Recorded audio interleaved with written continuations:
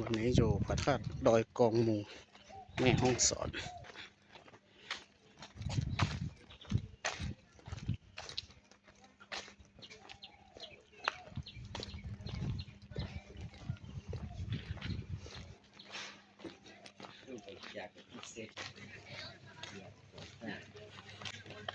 ข้าวใบของใบครับ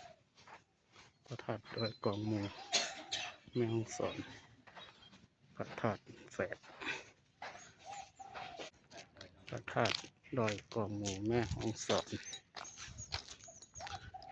เป็นพระธาตุแฝดนะครับพระธาตุแฝดอันนี้คือบริเวณสนามบินแม่ฮ่องสอน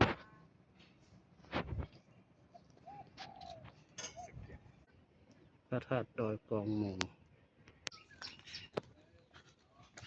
วัดพระธาตุดอยกองมู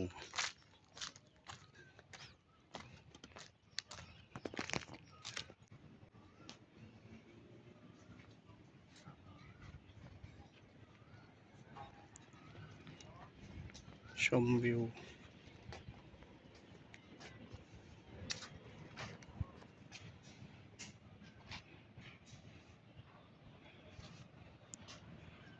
หนองจองคำ